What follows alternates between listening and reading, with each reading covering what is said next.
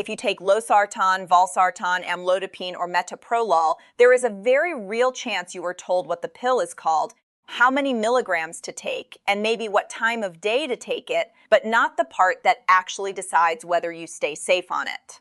And that missing part is where people get into trouble. They get dizzy in the middle of the night and think it is nothing. They notice swollen ankles and assume it is just getting older. They stop a pill suddenly because they finally feel fine. They mix the wrong over-the-counter medicine with the right prescription and wonder why everything suddenly feels off. I'm Dr. Clara Hoffman, and if one of these medications is sitting in your pill organizer, your kitchen cabinet, or beside your bed right now, stay with me. Because by the end of this video, you are going to understand 11 truths about these blood pressure medications that most patients do not hear clearly enough, early enough, or often enough. And before we begin, please subscribe to this channel for clear, practical health guidance that helps protect your heart, your brain, your kidneys, and your peace of mind. Now, let me say something important before we start counting down. When I say what doctors don't tell you, I do not mean your doctor is trying to hide something from you. I mean real appointments are short. The explanation gets compressed. The prescription gets printed. The warning gets shortened to one sentence. And the details that matter most at home are often the details patients never fully hear. These 4 medicines are common. Millions of people take them, but common does not mean simple. Each one works differently. Each one creates different trade-offs. Each one can cause different problems, and each one may have been chosen for a reason that has very little to do with the way you think about just lowering blood pressure. The most dangerous mistake patients make is assuming these are basically the same pill in 4 different bottles. They are not. So let's begin with truth number 11, because this one changes how you understand everything that comes after it. Truth number 11 is this: these medications do not all do the same job. That sounds obvious until you see how many people treat them as if they are interchangeable. I once spoke with a man in his 70s who told me, "Honestly, doctor, they all seem like blood pressure pills to me." And that one sentence explained why he was confused by every change on his medication list. Losartan and Valsartan belong to a group called ARBs.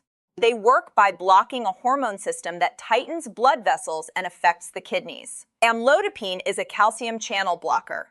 It relaxes blood vessels in a different way. Metoprolol is a beta blocker. It slows the heart and reduces how hard the heart has to work. Same overall destination, yes. Same route, no. And if you do not know which route your medicine is taking, you can misread side effects, misunderstand dose changes, and make dangerous assumptions about what your doctor is trying to protect.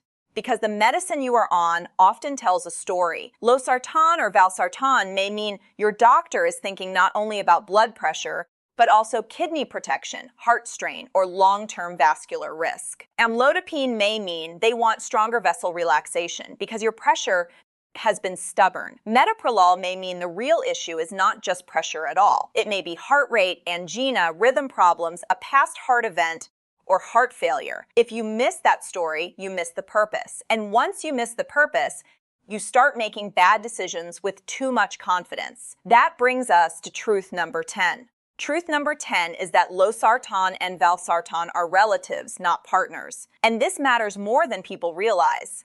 A woman once came home from the hospital with a new medication list and saw Valsartan added, while an older bottle of Losartan was still sitting in her kitchen.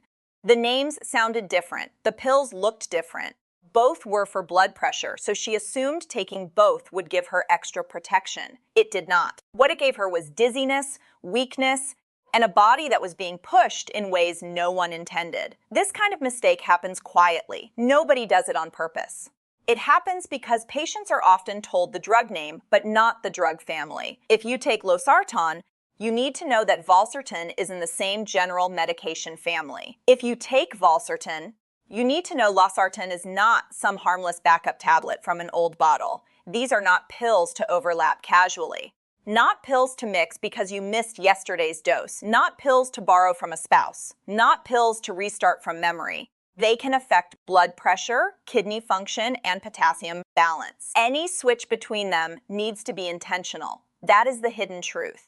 Different names can still mean very similar medication actions, and if no one explains that clearly, patients can make very risky choices while trying to do the right thing. Now let's go to truth number 9, because this one frightens people all the time. Truth number 9 is that amlodipine can cause ankle swelling, and if no one warns you, that swelling can send your mind straight to the darkest place. A retired school teacher noticed that after her dose was increased, her socks started leaving deeper marks by evening. Then her shoes felt tighter. Then her ankles looked puffier in the mirror. She did not know whether to panic, ignore it, or blame herself. So she did what many people do when they are scared and unsure. She watched. She worried, and she said nothing. Here is what patients deserve to hear from the start. Ankle swelling is one of the most common side effects people notice on amlodipine, especially at higher doses. That does not automatically mean your heart is failing.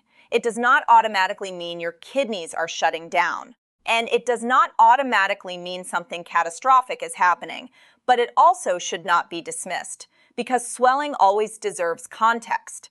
If it is new, worsening, uncomfortable, or coming with shortness of breath, chest discomfort, rapid weight gain, or unusual fatigue, that needs medical attention. The reason this side effect causes so much confusion is that it looks dramatic, even when it is medication-related rather than immediately dangerous. Some people need a dose adjustment, some need a different combination. Some do better when the medication plan is changed, and some continue amlodipine very successfully once the issue is recognized early. The hidden truth is not that amlodipine is bad. The hidden truth is that one of its most visible side effects often shows up in the feet and lower legs, and when nobody warns patients about it, they can spend weeks scared of the wrong explanation. Truth number 8 is that metoprolol can make you feel slower, flatter, and more tired than you expect, and many people blame age before they blame the medicine. A man in his late 70s once told me, maybe this is just what getting older feels like. He had been started on metoprolol after episodes of chest pressure and a fast heartbeat. Within weeks, he felt less energetic in the morning, less motivated by afternoon, and annoyed that his hands seemed cold even when the room was comfortable. He thought he was simply declining. But sometimes what patients call aging is actually medication effect. Metoprolol slows the heart. That is part of how it helps. In the right patient, that can be exactly what the heart needs. It can reduce demand. It can calm rhythm issues. It can help after a heart attack. It can help with angina. It can help in heart failure. But that same mechanism can also leave some people feeling like their internal engine is running lower than before. So if you begin feeling unusually tired, mentally dull, weak, lightheaded, or noticeably slower after starting it, do not automatically file that under old age. And this matters even more if you have diabetes, because beta blockers like metoprolol can sometimes blunt the warning signs of low blood sugar, especially the pounding heartbeat that usually tells someone something is wrong. The hidden truth here is not that metoprolol is a bad medication. It is that patients are often never told that its side effects can disguise themselves as aging, stress, poor sleep, winter, or low motivation. And if nobody connects those dots, the patient lives in confusion instead of clarity.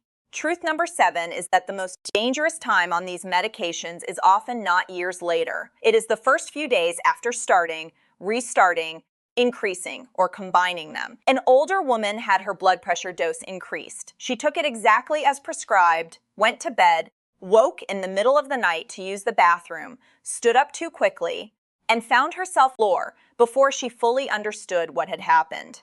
This is where blood pressure medicine stops being an idea and starts being real life. It becomes the dark hallway, the bathroom tile, the dizzy moment after standing, the fall that nobody predicted, because everyone was focused on long-term stroke prevention and no one talked enough about tonight. Especially in older adults, the body does not always adjust smoothly to medication changes. That does not mean the medication is wrong.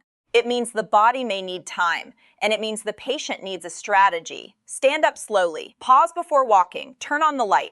Be especially careful at night, and do not casually normalize repeated dizziness. Dizziness after a dose change is not just one of those things. It is feedback. The hidden truth is that some of the biggest risks of blood pressure treatment happen not in theory, but in ordinary moments at home. And if patients are not warned about those moments, they are vulnerable where it matters most. Truth number 6 is that dehydration can completely change how these medications affect you. A man got a bad stomach virus. He could barely eat. He could barely drink. He kept losing fluid, but he kept taking his blood pressure medicine exactly the same way because he believed never missing a dose meant he was being disciplined. By the second day, he felt weak, shaky, and afraid to stand. What changed was not just the medicine. What changed was the body around the medicine. When you are dehydrated from vomiting, diarrhea, heat, heavy sweating, poor intake, or illness, blood pressure medications may hit harder than usual. That is especially important with Losartan and Valsartan, which interact with body fluid balance, kidney function, and blood pressure regulation. This is one of the most important realities patients are not prepared for. Prescription labels do not explain real life. They do not explain a heat wave. They do not explain food poisoning. They do not explain a day when water will not stay down. They do not explain the flu. They do not explain the week when your normal body is no longer your normal body. That is why every patient on these medications should have what I call a sick day conversation with their doctor or pharmacist. Not a guess. Not a homemade rule, not random stopping, a plan. What should you do if you cannot keep fluids down? What should you do if diarrhea lasts all day? What should you do if you feel faint and your intake has crashed? Those answers should exist before the illness happens. The hidden truth is that take daily sounds simple until your body is suddenly in a very different condition than the one the prescription was designed for. Truth number 5 is that over-the-counter medicines can quietly interfere with your blood pressure treatment. This catches careful people off guard all the time. One patient was extremely consistent with her prescriptions. Then one winter she developed joint pain and a bad cold. She added a pain reliever and a decongestant from the pharmacy shelf. Within days, her blood pressure looked worse, and she assumed her prescription had failed. It had not. She had changed the environment around it. Pain relievers like ibuprofen or naproxen can sometimes make blood pressure harder to control and can be especially problematic in some patients. Taking medicines like Losartan or Valsartan, cold and flu products can contain ingredients that raise blood pressure. And because these products are sold so casually, people assume they are harmless. They are not always harmless. If your blood pressure suddenly changes, do not only stare at the prescription bottle, ask what else entered the picture. A new pain reliever, a sinus tablet, a decongestant, an herb, a supplement, a powder someone recommended, a leftover pill from a relative.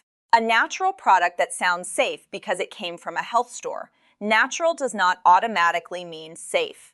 Over-the-counter does not automatically mean compatible. Common does not automatically mean harmless. The hidden truth is that your prescription does not live alone. It lives inside an ecosystem, and if you do not pay attention to that ecosystem, something you bought without a prescription can quietly sabotage something that was prescribed with care. Truth number 4 is that potassium can become a hidden problem on Losartan or Valsartan, and one of the most innocent-looking traps is often in the kitchen. A woman trying to do everything right was told to cut down on sodium. So she stopped using regular salt and switched to a salt substitute marketed as a healthier option. She felt proud of the change. What she did not realize was that many salt substitutes use potassium instead of sodium, and that matters because medicines like Losartan and Valsartan can raise potassium levels in some people, add kidney issues, dehydration, supplements, or certain other medications. And now something that looked heart-healthy on the label may create a completely different problem. This is one of the cruelest medication traps because it often catches people who are sincerely trying to be healthier. They are not misusing the medicine. They are not ignoring advice. They are not being careless. They are missing one warning that changes the whole picture. If you take Losartan or Valsartan, do not assume every low-sodium product is safe for you. Do not assume potassium supplements are harmless. Do not ignore muscle weakness, unusual palpitations, or symptoms that feel strange and new. When your doctor orders blood work to check potassium and kidney function, that is not bureaucracy, that is safety. The hidden truth is that one of the biggest risks sometimes comes not from the prescription itself, but from the healthy thing added beside it. Truth number 3 is that needing more than one blood pressure medication does not mean you have failed. This one matters emotionally more than most people admit. A man in his early 70s looked embarrassed when I told him he needed a second medication added to the first. Months later, a third option was discussed, and he looked at me as if I had delivered a moral judgment. He thought more pills meant he had done life wrong, but high blood pressure often involves more than one pathway. One medication may relax vessels. Another may block a hormone system. Another may help in a completely different way. Sometimes combination treatment is not a sign of failure. It is a sign of strategy. In fact, many people do better on smaller amounts of more than one medication rather than pushing a single medicine higher and higher. That does not mean every combination is automatically correct. It means the number of pills alone does not tell the story. Shame is dangerous in medicine. It makes patients skip doses. It makes them resent treatment. It makes them avoid asking questions. It makes them quietly decide they are too far gone when that is not true at all. If you are on 2 blood pressure medicines, that is not a confession. If you are on 3, that is not proof that you ruined your health. The better question is this: do you understand why each one is there? That question matters because it leads directly into truth number 2. Truth number 2 is that metoprolol is often not prescribed just for blood pressure, and if nobody has explained why you are on it, you may completely misjudge its value. A patient once became upset after reading online that beta blockers were not always the first choice for simple high blood pressure. He looked at his medication list and assumed his treatment had been wrong for years. But he had forgotten the reason metoprolol was started in the first place. He had episodes of chest tightness and a fast rhythm. So in his case, the medication was not just lowering pressure. It was slowing the heart, reducing its workload, and helping prevent symptoms that mattered deeply for his situation. This is why internet comparisons can mislead patients. Losartan, Valsartan, Amlodipine, and Metoprolol are not contestants competing for the same role in every body. They serve different purposes in different patients. So if you are on metoprolol, do not jump to the conclusion that you should not be taking it just because you read it may not be first line for uncomplicated hypertension. Ask the more useful question: why was it chosen for me? Was it because of heart rate, chest pain, a rhythm problem, past heart event, heart failure, tremor, anxiety-related surges, a fast pulse? The same pill can mean different things in different people.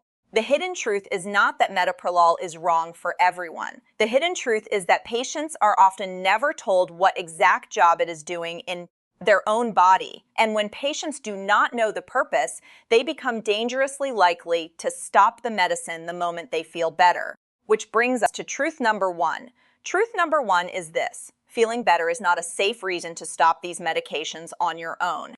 And with metoprolol especially, stopping suddenly can be dangerous. A man who had been taking metoprolol for years decided he was tired of pills. He felt reasonably well, so he took a break without calling anyone. No taper, no conversation, no plan. Soon after, his heart began pounding. His chest felt tight, and he ended up frightened in emergency care. This is what too many patients are never told clearly enough. Some of these medicines are not just lowering numbers quietly in the background. They become part of the pattern your body adapts to.